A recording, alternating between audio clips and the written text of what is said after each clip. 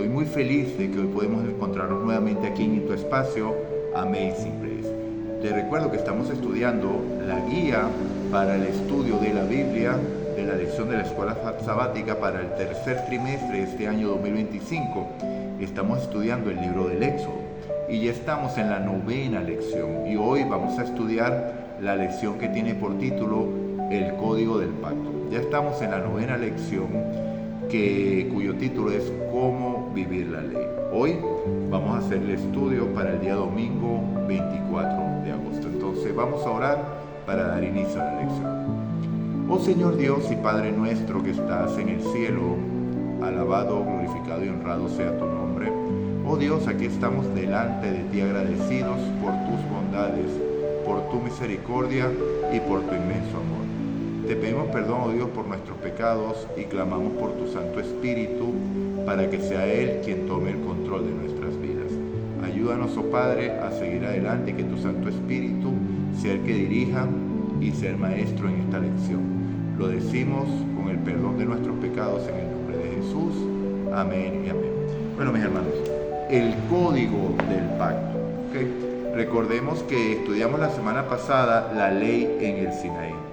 Vimos que Dios le dijo al pueblo que los había traído hacia Él con el fin de darles el pacto, con el fin de revelarles su carácter, para que si oían la voz, pudieran desarrollar la fe, pudieran entender que ellos ya habían transgredido toda esa ley, necesitaban urgentemente un Salvador.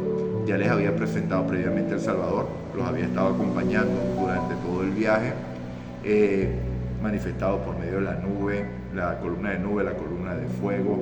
Lo vemos en el maná, que es el pan de vida, el agua que sale de la roca, que luego Pablo en 1 Corintios 10:4 nos explica que todos bebían de la misma bebida espiritual porque bebían de la bebida espiritual que los seguía, de la roca espiritual que los seguía, y la roca era Cristo. O sea que se hace alusión directamente a Cristo. O sea, Cristo se había manifestado y su gracia los hacía ya en una situación, los colocaba ya en una situación que podían escuchar su ley, atesorarla por la obra del Espíritu Santo y, por supuesto, se manifestara en obras de fe. ¿Okay? Entonces, Él deseaba revelar su carácter para que su carácter sea manifiesto en sus hijos, en este caso, el pueblo de Israel, y en ti y en mí como iglesia. ¿Okay? El llamado es el mismo, lo exploramos la semana pasada, vimos 1 de Pedro, capítulo 2, versículo 9, que dice que nosotros también estamos llamados para anunciar las virtudes de aquel que nos llamó de las tinieblas a la luz admirable. Entonces, en ese contexto, Dios pretendía escribir su ley, sus palabras, sus promesas en sus corazones para que pudieran llevarlos a la práctica. Pero ¿qué dijo el pueblo? Todo lo que tú digas haremos. Demostraron su forma de vivir que traían de Egipto, esclavos, que pensaban que todo lo que obtenían era producto de sus obras y por eso tuvieron esa respuesta ante el llamado de Dios de escuchar su voz. Recuerden, la fe viene por el oír y el oír que la palabra de Dios, a tal punto que ellos le dijeron a Moisés que no querían escuchar la voz de Dios para no morir, que Moisés hablara con Dios y después Moisés hablara con ellos y ellos oirían y obedecerían, cosa que vemos que vamos a ver más adelante que realmente no fue así. Entonces Dios le revela a Moisés el código del pacto. ¿Okay? Recordemos que el deseo de Dios era escribir su carácter, las promesas, las palabras en los corazones de ellos, pero debido a la respuesta las escribió en tablas de piedra. Nunca fue voluntad de Dios escribir esto en tablas de piedra, porque en tablas de piedra es un asunto externo, que del exterior no va a transformar tu vida. Una transformación real viene de lo interno a lo externo. Es la manifestación de lo que tenemos internamente. ¿Okay? Eso es lo que transforma. Sin embargo, Dios le dice a Moisés que se quede y escriba en un libro el código del pacto o la ley de Moisés. Hay una diferencia, hermanos, que hay que subrayar aquí. Porque cuando nosotros vemos que Dios vemos que va a dar instrucciones para elaborar el tabernáculo, va a dar instrucción para hacer los utensilios que se van a usar en el santuario, en el tabernáculo de reunión, pero también va a dar indicaciones de hacer el arca del pacto. El arca del pacto va a estar situada en el lugar santísimo. Me estoy adelantando unas cuantas lecciones, pero debo hacer alusión a esto en este momento porque las tablas del pacto eran guardadas dentro del arca del pacto, mientras que este libro o el código del pacto era puesto fuera.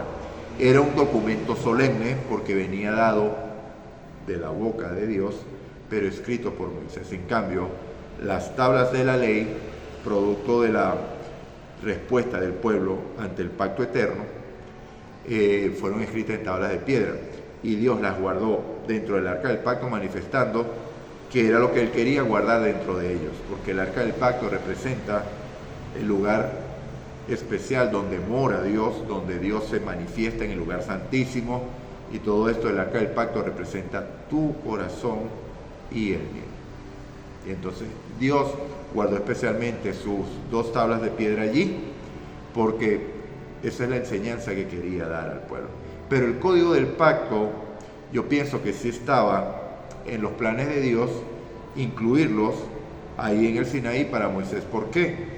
Porque ellos debían ser un pueblo distinto, con una actuación distinta. ¿Para qué? Para que cuando los pueblos alrededor vieran sus bendiciones terrenales, lo voy a decir una vez más, bendiciones terrenales, los pueblos de alrededor iban a decir, pero ¿por qué ustedes reciben esas bendiciones y nosotros no?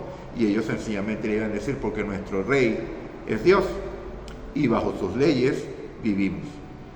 Ok, entonces, ¿qué iban a hacer ellos? A través del código del pacto, atraer los pueblos así.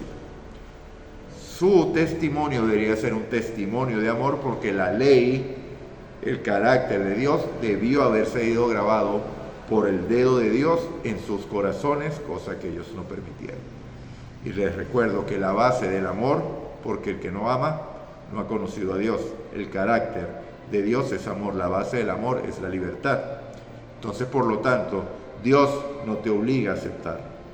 Tú tienes la decisión de aceptar o rechazar. El plan está allí, dispuesto para ti, pero tú lo puedes desechar o lo puedes abrazar y lo puedes atesorar, que sería de gran bendición para ti. Ok, entonces el código del pacto dice así: con la entrega de la ley en Sinaí, Dios sentó las bases para enseñar a su pueblo cómo vivir con santidad y en conexión con Él. Por medio de su Santo Espíritu, y van a permanecer en unión, manifestando el carácter de Dios. Pero los principios de la ley necesitaban ser aplicados en la vida cotidiana, y aquí es cuando viene el código del pacto. Entonces vemos un escrito interesante que conseguimos en el libro Patriarcas y Profetas, en la página 282, que es el título, que es el capítulo 26, que tiene por título La ley dada en el Sinaí, y dice así: la mente de la gente cegada y envilecida por la servidumbre y el paganismo no estaba preparada para apreciar plenamente los abarcadores principios de los 10 preceptos de Dios, las 10 palabras. Por eso que ellos respondieron: como esclavo, todo lo que tú digas haremos. Y no estaban preparados para entender realmente qué les estaba dando Dios. ¿Ok? Para que las obligaciones del decálogo pudieran ser mejor comprendidas y ejecutadas, se añadieron otros preceptos que ilustraban y aplicaban los principios de los 10 mandamientos. Estas leyes se llamaron derechos porque fueron trazadas con infinita sabiduría y equidad, porque los magistrados habían de juzgar según ellas. A diferencia de los 10 mandamientos, estos derechos fueron entregados en privado a Moisés, quien debía comunicarlos al pueblo, lo que les dije. O sea, cuando Dios habla al pueblo, Moisés se quedó allí y Dios le dijo a Moisés: escribe todas estas cosas, mientras que las 2 tablas las escribió Dios mismo con su dedo. Una diferencia desde el principio: el lugar donde estaba colocado esto también fue diferente. Este pacto fue inaugurado con sangre, porque hubo un sacrificio y se dio el inicio con sangre, pero sabemos que realmente representaba era a la sangre del Cordero. Entonces el autor dice que leamos Éxodo capítulo 21, del versículo 1 al 32, no lo vamos a leer por lo largo, del versículo, pero básicamente allí dice, da los derechos o lo que debía regir en cuanto a la ley sobre los esclavos. Uy, pero debía tener esclavos Israel. Interesante, ¿cierto? Leyes sobre los actos de violencia y leyes sobre las responsabilidades de amos y dueños. O sea, vemos claro que Dios quiere establecer un orden para que la actuación de Israel sea distinto a como los pueblos. Básicamente, la esclavitud podría llegar a un hijo de Israel de acuerdo a sus decisiones. ¿Por qué? Porque cada quien iba a obtener su porción de tierra, iba a trabajar en base a su porción de tierra, pero usted tenía derecho a tomar las decisiones que deseara tomar. Si las decisiones que usted tomaba no eran decisiones que favorecían sus negocios o favorecían su bienestar o su provisión, o sea, cosa que andando en los preceptos de la ley, la bendición estaba garantizada, ¿cierto? Pero si tú decidías y tomabas decisiones contrarias a esto, tal vez no ibas a ser prosperado como el pueblo en general. Entonces, debías vender la tierra y finalmente, si no tenías algo que pagar, llegabas a esclavitud. ¿Okay?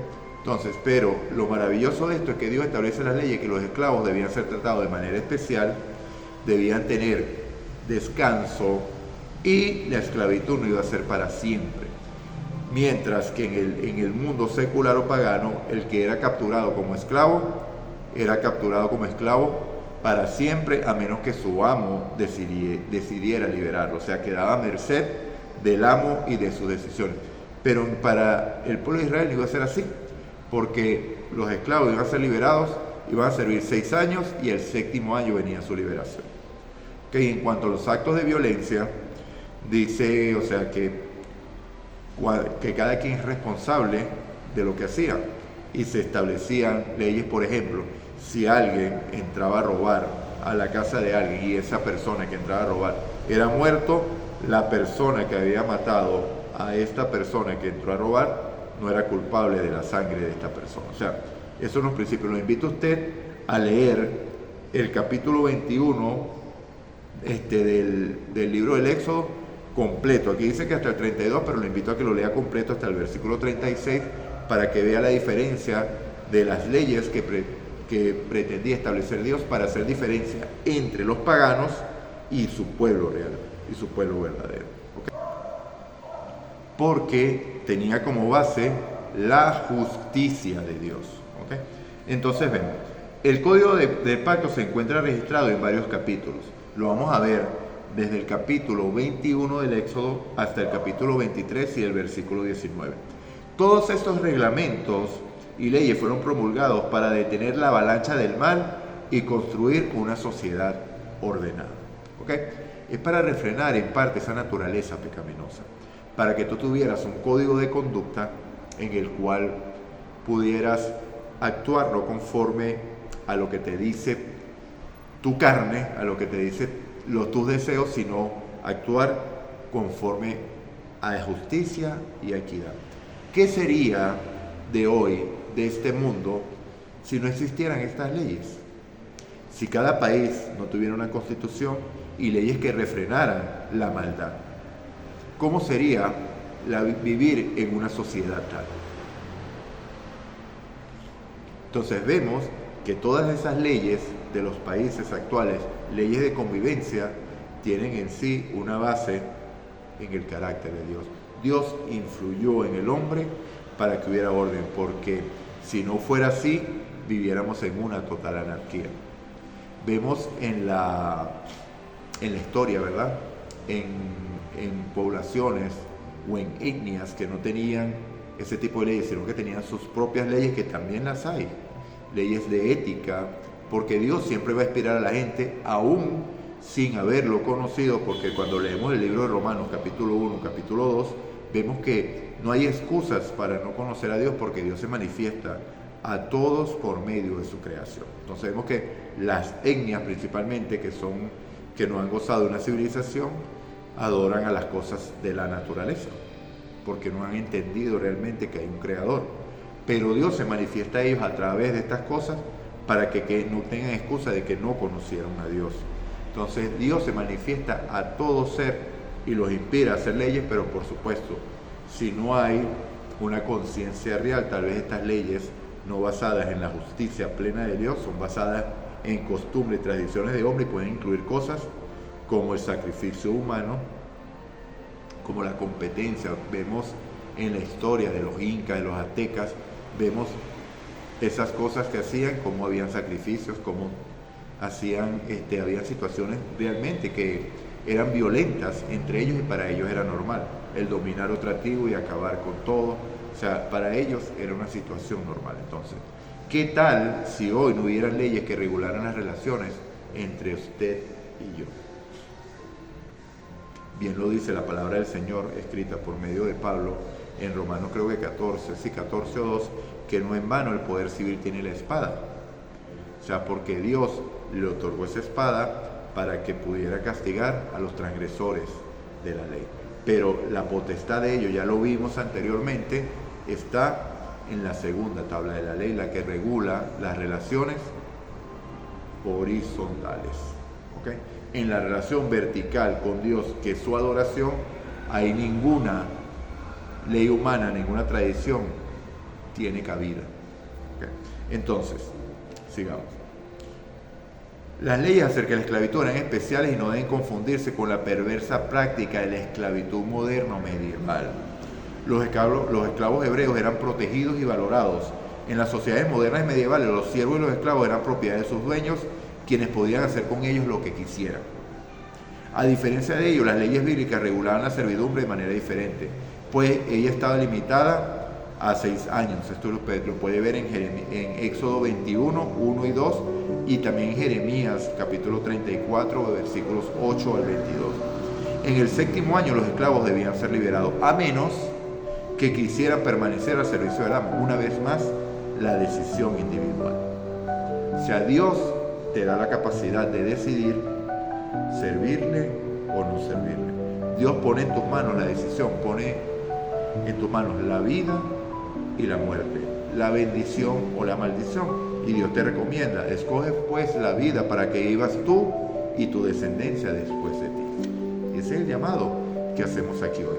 Amado, si te parece fuerte esto, o si quieres aprender más sobre Cristo y profundizar más en estos versículos, estoy a la orden para explicar, para profundizar en esto, ¿ok? Los amos debían satisfacer las necesidades básicas de sus siervos o de sus esclavos. Entonces, mis hermanos, hemos concluido la lección de hoy. Recuerda, me gusta, compartir, y si no te has suscrito, ¿qué estás esperando? Suscríbete aquí a tu canal Amazing Grace para que sigas recibiendo las lecciones cada día, para que sigas creciendo espiritualmente y entendiendo un poquito más de la palabra, que esa es la voluntad de Dios. Entonces vamos a iniciar con las preguntas el día de hoy. Primera pregunta: ¿la ley de Dios tiene un ánimo terrenal o espiritual? Hablo de la dada en el Sinaí, la que Dios escribió en tablas de piedra porque desea escribir en el corazón. ¿Tiene un ámbito de qué?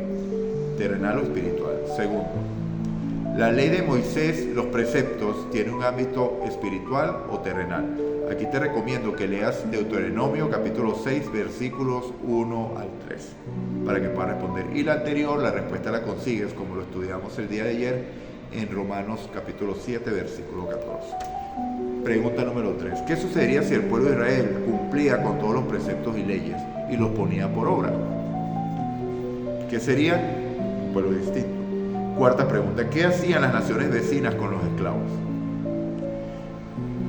Y la quinta pregunta, ¿por qué habían esclavos hebreos? Ya más o menos lo expliqué, de que eran por las situaciones, por las decisiones de cada uno que podían llegar a la esclavitud, porque es una pregunta interesante. Entonces, mis hermanos, hemos culminado la lección de hoy. Vamos a orar para cerrar.